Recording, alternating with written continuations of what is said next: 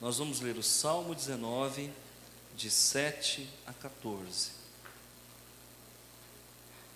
Todos acharam? Ok? Salmo fácil de achar. A palavra do Senhor diz assim: a lei do Senhor é perfeita e restaura a alma, o testemunho do Senhor é fiel e dá sabedoria aos simples. Os preceitos do Senhor são retos e alegra o coração. O mandamento do Senhor é puro e ilumina os olhos, o temor do Senhor é límpido e permanece para sempre.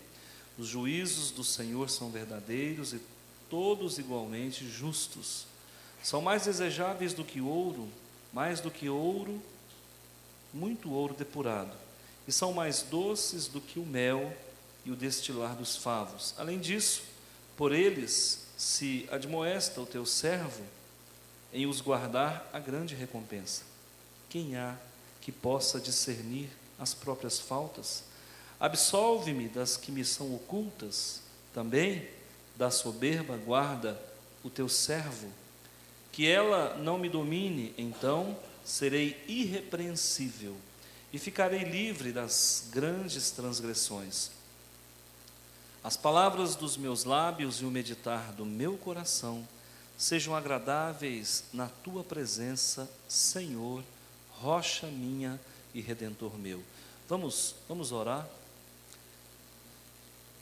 Deixa a sua Bíblia aberta. Senhor e Deus, no nome do teu Filho amado, Jesus, estamos aqui em adoração, em louvor, em contrição. Meu Senhor, nesse momento, venho pedir ao Senhor um lapso, um hiato de tempo, para que nós possamos nos relacionar com o Senhor de uma forma mais profunda. Nós queremos mais, desejamos muito mais. Queremos todos nos deleitar na sua presença, queremos sorver, Senhor, as emanações que do Senhor procedem, para uma alimentação, para uma manutenção e uma sustentabilidade espiritual. Guarda-nos, Senhor. Nesta noite o Senhor está sobre nós e nós queremos a tua graça, em nome de Jesus. Amém. Eu assim intitulei essa mensagem: Senhor, rocha minha e redentor meu. Onde foi que eu encontrei o título dessa mensagem? No último versículo, no último e penúltimo versículo: Senhor, rocha minha e redentor meu. Esse salmo, ele se divide em 3 partes. É um salmo didático, porque ele é muito bem dividido, e não poderia ser diferente, porque ele foi escrito por alguém muito interessante também.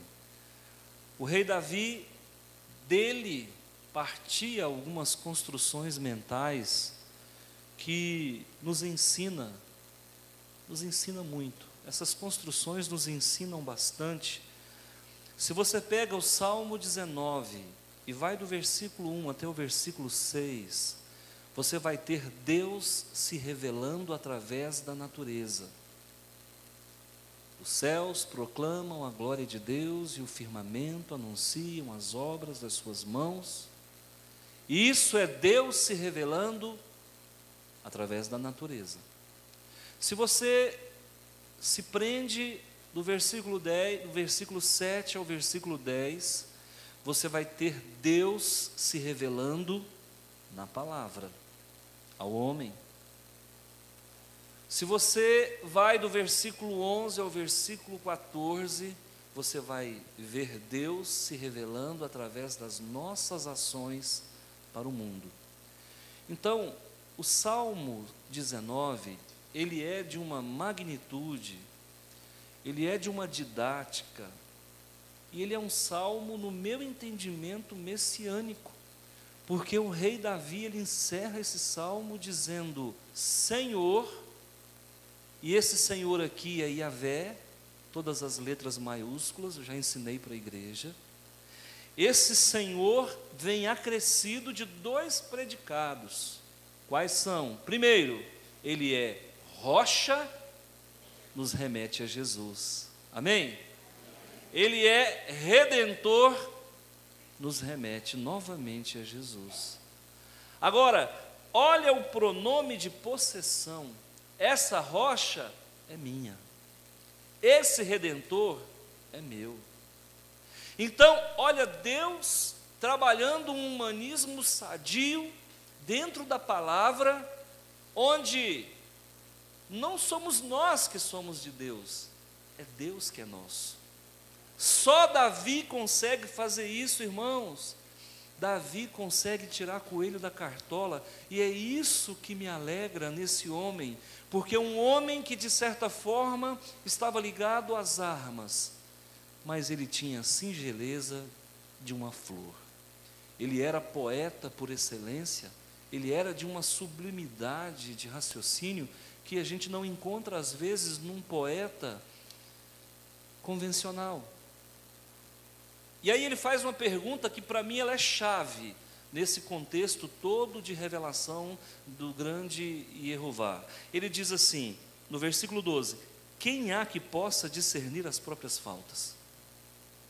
Preste atenção, irmãos. Quem é que enxerga os próprios defeitos? Quem é que pode fazer uma avaliação precisa do seu dia a dia, do seu comportamento, de suas atitudes? Quem? Quem? Somente alguém que já conseguiu ter como propriedade exclusiva um Deus que é rocha e um Deus que é redentor. Se você não galgou esse degrau, esse patamar da veracidade da constatação, você não consegue discernir suas próprias faltas, porque nós erramos até no silêncio. O ser humano ele é tão limitado que nós erramos até mesmo quando não estamos fazendo nada. A omissão pode se constituir um pecado. E aí, o rei Davi faz uma apologia como ninguém. Mostra Deus se revelando na palavra. Isso aqui, queridos irmãos, é a palavra de Deus. Isso aqui é um manual de fé e de prática. Isso aqui é o que nós chamamos de sagradas escrituras, sagradas letras. Nós precisamos dela para viver, porque ela vai esquadrinhar o nosso andar, o nosso agir, o nosso pensar, o nosso falar. Isso aqui é o nosso cânon, é a nossa vara de medir. Tudo que eu for fazer, todas as minhas atitudes precisam ser aferidas à luz das Escrituras. Existem pessoas que se movem pelas leituras de Maquiavel. Existem muitas pessoas que se movem pelas leituras de Paulo Coelho. Muita gente que se movimenta por conta de horóscopos do dia. Não, nós não. Nós que temos uma rocha sob os pés e que temos um redentor sobre a cabeça, nós não podemos andar por conta de circunstâncias ou de vãs filosofias. Nós vamos sempre caminhar, palmilhar, nós vamos sempre andar de acordo com a palavra.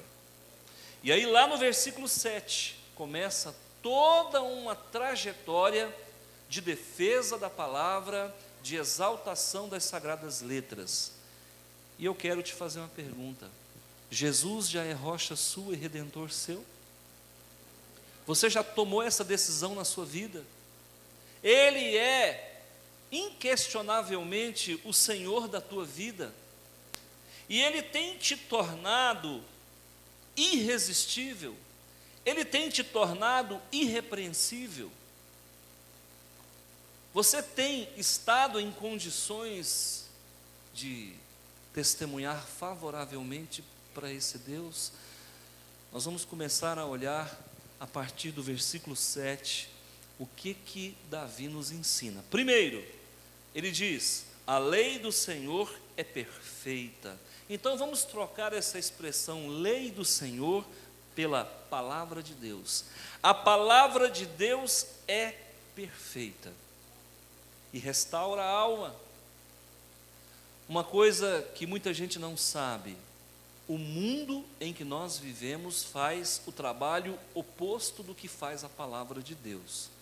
Vamos entender alma numa construção grega: alma, psique, psique, mente. Então, olha o que ele está dizendo: a palavra de Deus é perfeita porque ela restaura a tua mente. Enquanto o mundo é imperfeito porque ele corrompe a minha mente. Quantos jovens que são acadêmicos de várias áreas do conhecimento, seja no humano, no biológico, na exata, seja lá qual for a cadeira que a pessoa ocupe, quantas pessoas entram cristãs num campus universitário e se tornam ateus no processo? Por quê? Porque as cadeiras do conhecimento, elas têm mutilado a mente dos jovens com uma filosofia humanista, com uma filosofia ateísta, e os jovens que entram ali acabam saindo dali frios, ateus, agnósticos, porque foram tragados por um sistema bestial. Agora, o que a palavra de Deus, o que Davi está nos dizendo? A palavra de Deus tem poder para restaurar aquilo que foi mutilado, corrompido, danificado por esta ordem satânica na qual nós emergimos todos os dias, ou submergimos todos os dias. Só a palavra de Deus pode restaurar a minha mente. Enquanto o mundo aí fora prega: não leve desaforo para casa, a palavra de Deus prega: leva inclusive o desaforado.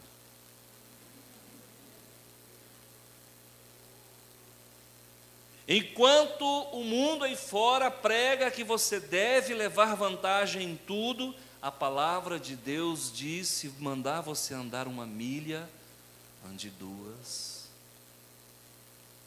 Enquanto o mundo aí fora prega ostentação, a palavra de Deus prega: a si mesmo se negue. Sabe por que a palavra restaura a minha mente? Porque ela tem poder de fazer você estar sobre uma rocha e debaixo de um Redentor.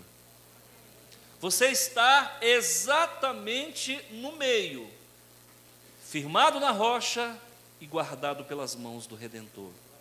Não existe esconderijo mais perfeito do que esse, estar sob e sobre. Ao mesmo tempo que você está sobre Deus, você está debaixo de Deus, e isso te faz irrepreensível. Amém? Lá no versículo 7 ainda diz assim: o testemunho do Senhor é fiel. E se você fala do testemunho do Senhor, você obviamente, nessa hora eu vejo Jesus, porque o verdadeiro testemunho do Senhor é Jesus. Foi Ele que nos ensinou como é o Pai. E aí um discípulo: Senhor, mostra-nos o Pai. Ele disse: eu estou contigo há tanto tempo, como dizes, mostra-me o Pai? Eu e o Pai somos um. Então o testemunho de Yahvé é Yeshua. O testemunho de Yahvé é Jesus. Então eu digo para você, Ele é fiel. Jesus é a fiel testemunha. Ele é fiel porque em tudo foi obediente até a morte de cruz. Quando Ele tinha a oportunidade de fazer aquilo que Satanás queria pela boca de Raul Seixas: deixa o Pai de lado, desce da cruz e vai morrer em paz, porque ele diz isso numa das músicas dele. Jesus disse: não, eu tenho direito para ser feliz, inclusive sobre a cruz. E ali se esvaiu, num processo de derramamento de sangue que goteja até hoje sobre a minha vida e sobre a tua vida. Porque muita gente acha que o sangue de Jesus não escorre mais, mas ele escorre corre sobre todo o nosso ser. E é por isso que nós estamos sobre a rocha. E é por isso que nós estamos debaixo das mãos do Redentor. Ele é fiel. E essa fidelidade do Senhor Jesus me ensina a ser simples. Ele exatamente dá sabedoria a quem é simples. Porque Deus usa as coisas loucas deste mundo para confundir a ciência, os sábios. Irmãos, a sabedoria com Deus é algo muito simples. E eu pregava essa semana para um casal, e eu dizia para ele: ser salvo é tão fácil, mas tão fácil, mas tão fácil, que a gente até tem dificuldade de entender tamanha facilidade. Pastor, o que eu preciso fazer para ser salvo? Ir todo mês no supermercado e fazer uma compra de R$300 e dar para o mais pobre que você encontrar. Certo ou errado? Errado. Pastor, o que eu preciso fazer para ser salvo? Eu preciso decorar 10 orações, me ajoelhar todos os dias e subir uma escadaria. Certo ou errado? Errado. Eu preciso ser filho de um pastor abençoado. Certo ou errado? Errado. Afinal de contas, eu preciso adquirir conhecimento, muito conhecimento da palavra. Certo ou errado? Errado. A salvação é simplesmente por você dizer: Senhor Jesus, mora em meu coração. E o que passar disso é acréscimo, é lucro. A partir daí você vai ter a oportunidade de tê-lo sob os pés e estar debaixo de suas mãos, de suas asas. Então, queridos irmãos, ser cristão é muito simples, é viver com simplicidade. Sabe, é não andar à procura de grandes coisas, nem de coisas grandiosas demais. Ser cristão, irmãos, é perdoar a afronta. Ser cristão é abraçar alguém com singeleza. Ser cristão é fazer visita no hospital. Ser cristão é falar do amor de Deus, que você vive nele. Você falar daquilo que sobeja em tua vida não é difícil. O difícil é você falar de algo que você não conhece.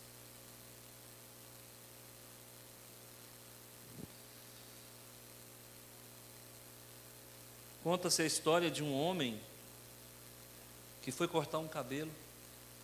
Chegando no salão, quando ele sentou, que ele começou a cortar o cabelo, o barbeiro, sabendo que ele era cristão, começou a alfinetá-lo, e isso não é difícil de acontecer. Falou: olha, eu vou ser sincero, eu não acredito em Deus. Porque que Deus é esse? Que deixa as pessoas sofrerem. Pessoas estão sofrendo aí na rua, pessoas estão se drogando, pessoas estão se matando, suicidando. Por que Deus é esse que deixa as pessoas sofrer, se Ele é tão bom? Afinal de contas, que amor é esse que deixa as pessoas viver na penúria, na penumbra, na marginalidade, no sofrimento, no ostracismo? É por isso que eu não acredito em Deus. Aquele moço que estava cortando o cabelo, então, deixou ele terminar. Quando terminou, ele disse: quanto é? Ele disse: tanto. Ele tirou o dinheiro do bolso. Ele falou assim: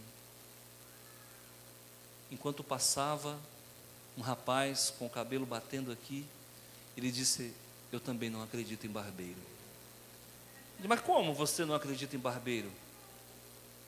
Ele falou assim: porque vocês deixam as pessoas cabeludas.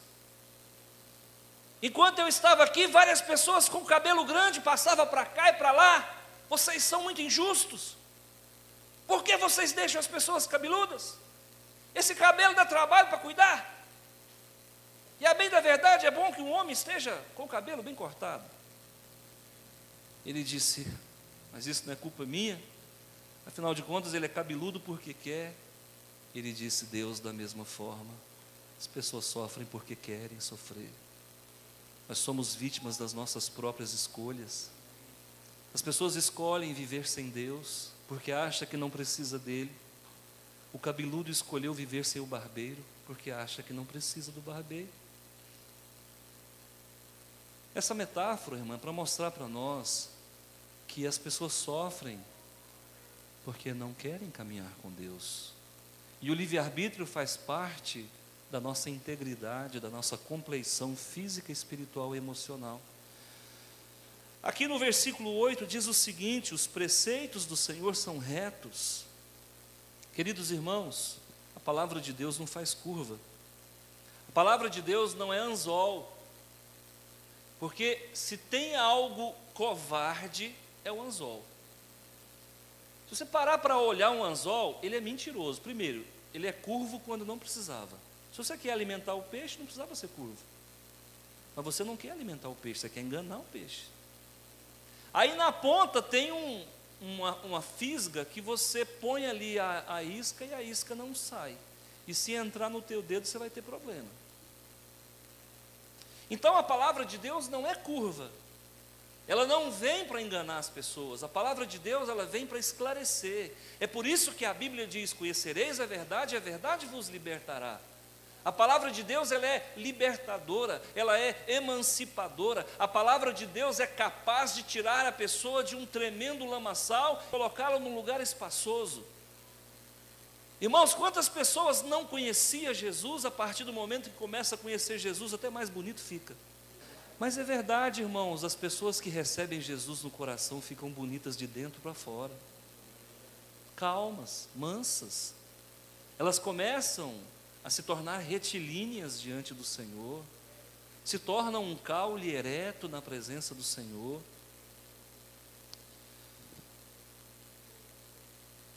Os preceitos do Senhor são retos, alegra o coração. Sabe por que a pessoa fica bonita? Porque o coração fica formoso. Quantos viviam solteiro, receberam Jesus e ganharam um novo relacionamento? Olha, o mandamento do Senhor é puro. Deus sempre vai orientar para que você ande em santidade. Aquele que roubava, por favor, não roube mais. Aquele que adulterava, por favor, não adultere mais. A palavra do Senhor, ela sempre vai trazer purificação. É por isso que no livro de Apocalipse diz que nós vamos nos apresentar na presença do Senhor vestidos de branco. Branco. Então, nós vamos perceber ainda, lá no versículo 8, o mandamento do Senhor é puro e ilumina os olhos. O brilho daqueles que receberam Jesus nos olhos é diferente. A pessoa que tem Jesus, ela fala pelo olhar. A pessoa que tem Jesus, ela fala no abraçar. Ela transmite aquilo que está sobrando, que está derramando na vida dela. Uma pessoa que tem Jesus tem o Espírito Santo. E quando o Espírito Santo habita em nós, irmãos, nós somos uma esponja cercada de água por todos os lados. Pega uma esponja, mergulha num balde d'água, tira a esponja e tenta pegar nela para ver se você acha algum lugar seco. Você não vai achar. Em qualquer lugar que você tocar, ela vai estar molhada, ela vai estar ungida. A mesma coisa acontece conosco. Quando você recebe Jesus no seu coração, o dedo do pé está irrigado pela unção de Deus. O fio de cabelo do crente é irrigado pela presença de Deus. Nós vamos respirar, nós vamos emanar a graça e o amor de Deus. Lá no versículo 9 está dizendo assim: o temor do Senhor é límpido, a reverência a Deus é limpa. Para você se apresentar diante do Senhor, você vai ter que estar lavado nas vestes do sangue do Cordeiro. É por isso que no momento da oração tem o momento da confissão. Não tem como falar com Deus sem você confessar o teu pecado. Se você estiver em pecado, a tua oração não é recebida pelo Senhor. Você vai orar 1 ano e o milagre não vai acontecer. Você precisa confessar. Você precisa dizer: Senhor, eu estou aqui lavando a roupa suja. Estou colocando, me derramando, me liquefazendo diante do Senhor. E eu quero uma purificação para entrar no Santo dos Santos. Aqui no versículo 9 está dizendo que essa limpeza permanece para sempre. Lá em João capítulo 15, a palavra do Senhor, Jesus diz que nós estamos limpos pela palavra. Essa palavra que eu estou pregando vai permitir que você, ao sair daqui, você esteja limpo. É por isso que a segunda-feira do crente ela é diferente. Ele já começa o quê? Abastecido.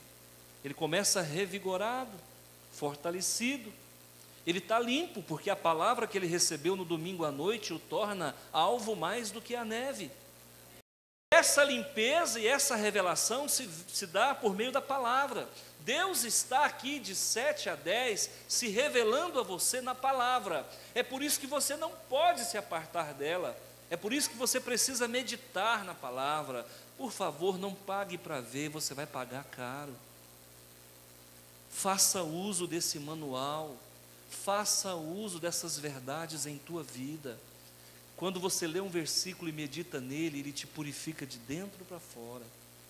Quando você põe a mão numa palavra dessa e introjeta ela no teu coração, ela vai renovar as tuas forças. Os juízos do Senhor são verdadeiros e todos igualmente justos.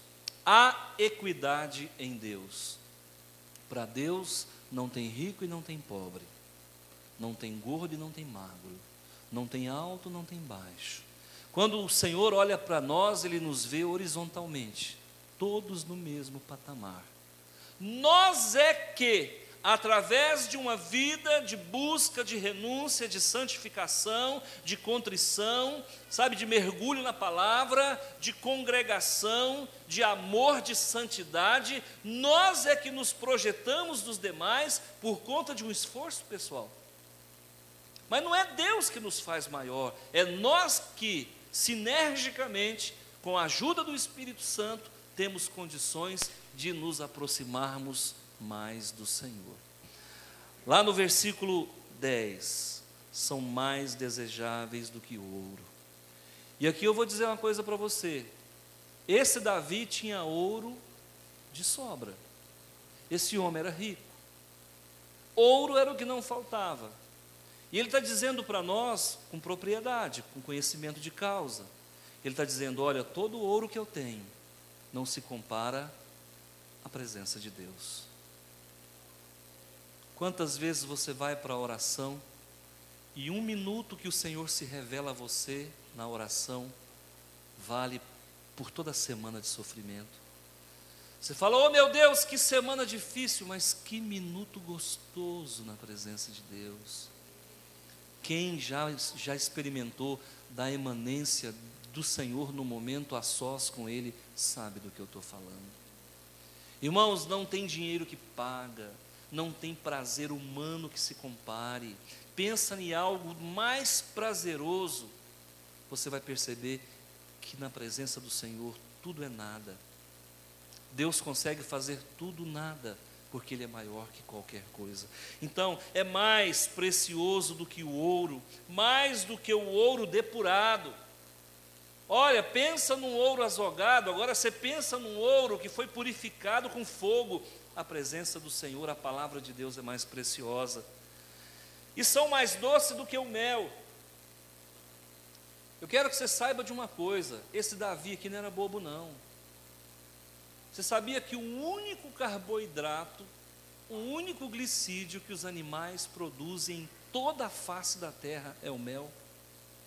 O mel é a única fonte produzida de origem glicídica, produzida de origem animal. Nada, naturalmente, é mais doce do que o mel.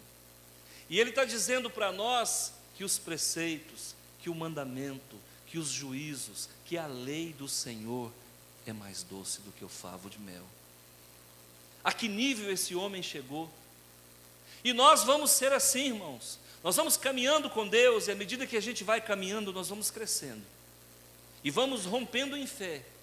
E cada dia o Senhor acrescenta em nossa espiritualidade. Os nossos olhos não veem, porque a dimensão que eles trafegam é uma dimensão de carne, uma dimensão de átomo, de matéria. Mas existe algo que está em nós, que os olhos não veem, mas que o Senhor acrescenta, que é no nosso espírito, na nossa espiritualidade, porque cada um de nós somos portadores de uma espiritualidade. Eu tenho uma espiritualidade e ninguém tem uma igual a mim, porque a minha espiritualidade é igual à minha digital, é igual ao meu DNA, só existe o meu.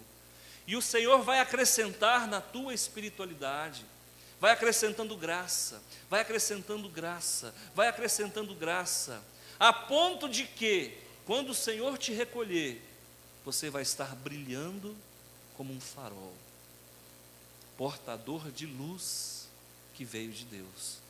Por isso que vale a pena renunciar a coisas deste mundo. Quando eu digo, querido irmão, querido visitante, não se vincule às coisas desse mundo. As coisas desse mundo só servem para entorpecer a nossa alma, enegrecer o nosso espírito, deteriorar a nossa mente, corromper o nosso ser. Mas as coisas de Deus nos renovam, as coisas de Deus são entregues a conta gota, mas o que Deus dá, Ele não toma. O diabo te dá às vezes muito, mas ele toma tudo que você tem no outro dia. Deus não, aquilo que Ele te deu é seu, é direito adquirido. Ele te entrega por toda a eternidade, porque aquilo que o Senhor te entrega, Ele não toma. E tudo para a tua edificação, nada para a tua destruição. Quem há que possa discernir as próprias faltas? Somente aquele que tem Jesus como plataforma de apoio e que o tem como Senhor e Salvador. Queridos, por que nós precisamos de um Salvador? Porque lá no Éden nós capotamos com Adão e Eva. Adão e Eva meteu toda a raça humana numa masmorra, nós fomos parar num calabouço, nós fomos parar numa penumbra, numa umbra, nós fomos parar num lugar escuro, e a nossa alma, o nosso espírito, por conta dessa herança, se tornou enegrecida. E agora, através de Jesus, tudo se faz novo, as coisas velhas já passaram. Ele vai colocar em nós vestiduras brancas, vai nos lavar com o maior saponáceo que o universo já viu, que é o próprio sangue de Jesus. E você vai ficar mais alvo do que a neve, e o inferno não vai prevalecer contra você, e o teu nome vai estar escrito no livro da vida, e quando você abrir a boca, os anjos estarão ao seu dispor. E você não será confundido, será separado das malhadas, chamado pelo nome para governar e reinar com Jesus no milênio. Oh, meu Senhor, abre o coração do teu povo, entrega nessa noite uma revelação que vai além das Escrituras. As pessoas precisam beber, precisam se alimentar disso aqui que é a palavra, é um tonificante. Sabe, é uma vitamina para o nosso espírito, é aquilo que vai nos tornar parecido com Ele a cada dia. Pastor, como que eu vou sair daqui mais parecido com Jesus? Como que eu vou sair daqui? Você vai sair mais ungido, mais cheio de graça. E o que te espera lá fora? Não importa, o importante é o que vai dentro de nós, porque o que está em nós é maior do que o que está no mundo. Me entristece às vezes, quando eu vejo pessoas que o que está no mundo é maior do que o que está nele. Como é que eu sei que alguém tem esse perfil? Queridos irmãos, se eu chego em um local onde as pessoas que ali estão não são cristãs, e ao chegar ali eu não dou um bom testemunho, eu fui desfeito, pulverizado naquele meio. E aquele meio foi maior do que o que está em mim. Agora, como Deus é maior do que tudo, significa que Deus não está totalmente na pessoa. Porque maior é o que está em mim. Agora a pergunta é, se alguém está em Cristo, quem está em Cristo? Essa é a pergunta. Porque estar convencido que é cristão não é estar convertido ao cristianismo. Se conhece a árvore pelo fruto. Quais são os frutos que nós temos produzidos? Como que eu me comporto diante das adversidades? No ambiente hostil, eu influencio ou eu sou influenciado? No ambiente adverso, Como eu ajo? Eu me comporto como a maioria ou eu me mantenho em integridade, mesmo que isso traga detrimento à minha sociabilização? Eu não preciso me liquefazer para ser aceito por um grupo, de forma alguma. Eu posso continuar tendo identidade. Tente misturar água com óleo. O óleo não se mistura. Tente misturar luz com as trevas têm que se dobrar e se curvar para a luz. Você é luz. Misture sal a qualquer substância, você vai ver que ele influencia a substância. Então nós somos algo muito especial, nós temos o DNA de Jesus, nós somos portadores da unção de Deus, nós somos canais de bênçãos, do nosso interior fluem rios de água viva. Às vezes eu penso que o crente é que nem o elefante, ele não sabe a força que tem. Escuta, o mundo aí fora nos ensina que as representações classistas precisam se organizar em sindicatos para ganhar força. Eu vejo evangélicos formando bancada na Câmara, no Senado, e não vejo eles conseguindo muita coisa não, porque eles estão indo pelo viés deste mundo, formando bancada para ficar forte no Senado ou na Câmara. E eu digo para você, basta um homem para mudar um país, basta uma linha direta com Deus, basta ter joelhos no chão, e nenhuma lei o Senhor deixa aprovar. Se o meu povo, que se chama pelo meu nome, se humilhar, orar e me buscar, e se converter dos seus maus caminhos, então eu ouvirei dos céus, perdoarei os seus pecados e sararei a sua terra. E as nossas vitórias, muitas delas e a maioria delas, não se dá numa tribuna, não se dá com o microfone na mão. As nossas vitórias, elas acontecem num quarto fechado às 3 horas da manhã, no escuro de meter dedo no olho, onde ninguém vê, onde se acende uma luz e nós falamos diretamente no ouvido do Pai. Nós precisamos galgar esse degrau. O dia que nós chegarmos nesse nível, aí verdadeiramente eu posso dizer: eu estou sobre a rocha e Jesus é o meu Redentor. Aleluia, Maranata, vem Jesus. Eu espero Jesus. Irmãos, todos os dias eu espero Jesus. Vou lamentar por vidas que não aceitaram o Senhor como Salvador, mas se Jesus voltar daqui 1000 anos, também haverá pessoas que não aceitaram Ele. Então, se é para acontecer isso, pois que Ele venha logo. Maranata, vem Jesus. É assim que nós devemos. Todo dia acorde sabendo que Ele vai voltar. Todo dia creia que Ele pode voltar ainda esta noite. E a Bíblia diz que Ele virá como ladrão na noite, quando ninguém mais espera. Mas a Batista Central espera a volta dEle. Nós estamos esperando. Nós estamos esperando e nós vamos subir nos ares. Nós vamos subir porque a nossa igreja é o corpo vivo de Jesus. E eu creio que nós não temos que passar pela ira do Senhor. Nós não temos que passar pela grande tribulação. Deus poupou Noé e sua família da grande tribulação. Deus poupou Ló e suas filhas da grande tribulação. Deus poupou Enoque desta tribulação. Por que Deus permitiria que a igreja, a noiva, ataviada, vestida de branco, com lâmpadas cheias de azeite, por que Ele permitiria que a noiva de Jesus passasse por isso? Amém? Diga comigo: Jesus, rocha minha e redentor meu. Só o Senhor me faz repousar seguro. Em paz me deito e logo pego no sono. Amém.